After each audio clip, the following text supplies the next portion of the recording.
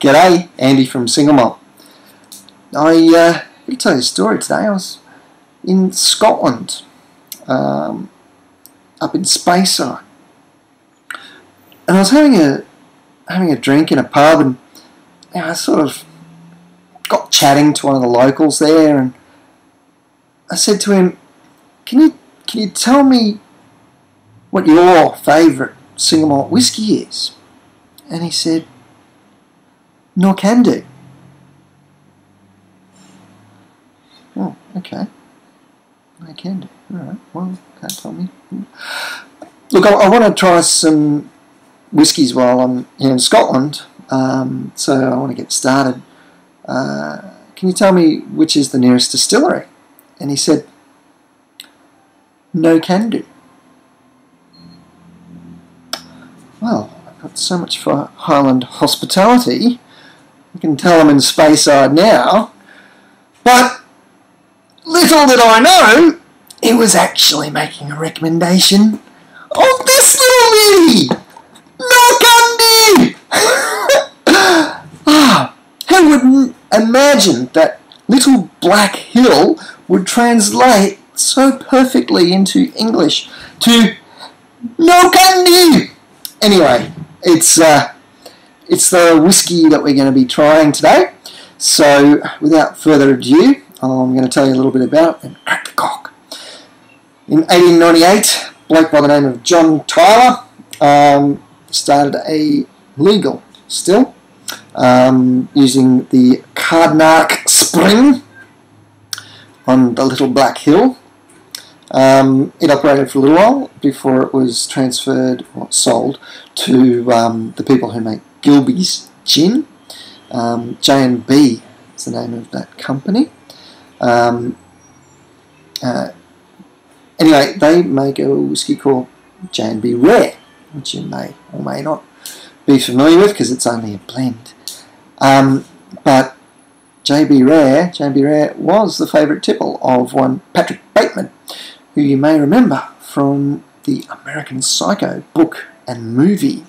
And he used to enjoy having a wee drammy of J&B Rare before cutting people up with a chainsaw.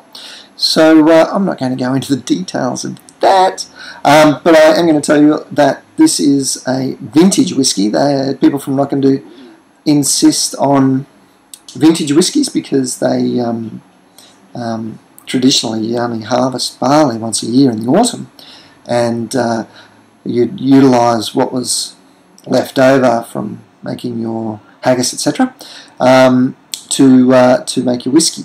So that's when they'd put down the distillations, and they'd only make one with each harvest of barley. So it's a bit of a tradition that they've kept on. So this is 1997 vintage. You do actually see quite a few vintage whiskies around these days, which is really nice. And this is one of the few commercial bottlings that, or distillery bottlings, that actually do it every year rather than just as a special one-off. They also age it for 12 years as a minimum, so it's age statement as 12 years, but with a vintage. So it's kind of a nice ad line. Okay, Knockando, let's have a wee looky. Okay, so the first thing you notice is it's quite a pale golden colour, which would indicate that it's American oak, white oak, used to age bourbon first before being used to age Speysides, which is not a bad thing because Speysides tend to be such light, delicate whiskies. A little bit of cleaning and cleaning up with American oak's not a bad thing because the American oak gives it some nice character but doesn't really impart a lot of flavour like sherry, which is good for light, delicate whiskies. Good nose. Now, the Knockando, just the tiniest hint of brown. Now, official tasting notes for this do say that they put some sherry butt or European oak in it, aged some of it in European oak, which would generally be sherry, which might be why that's got a slightly darker tinge. It doesn't smell like it's had any sherry. It's quite volatile, quite lifted and perfumey on the nose. Not doesn't have that toffiness. It's more a it's really quite light and clean. Yeah, almond essence. Almond essence. That's what it is.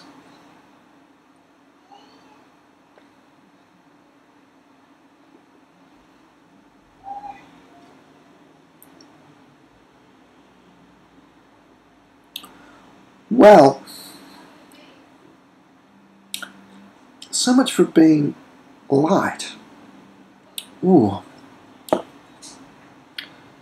that really coated my mouth. One thing I need to learn more about is the phenol levels, ester levels in whiskey. I get a lot of lanolin type flavour and texture. It's like I've just rubbed my hands with moisturiser inside my mouth. But then it really cleans that up as well. It's got a nuttiness to it, coming back to that almond, but also sort of a hazelnut. Hazelnut.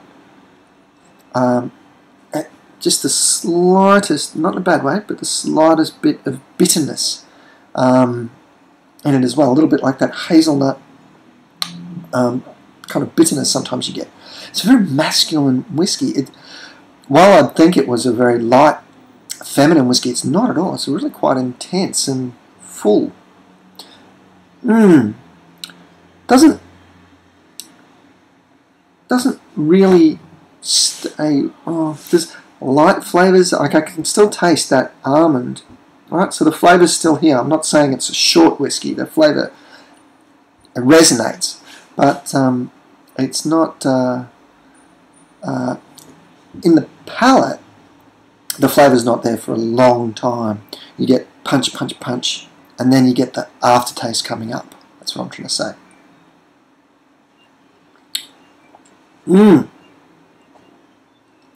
Hey, this is great. On the back, this is a long review, sorry, I'll try and keep this brief, but you get nutritional information. So it says the typical value, 25ml serving provides 247 kilojoules. 100 mils provides 988 kilojoules.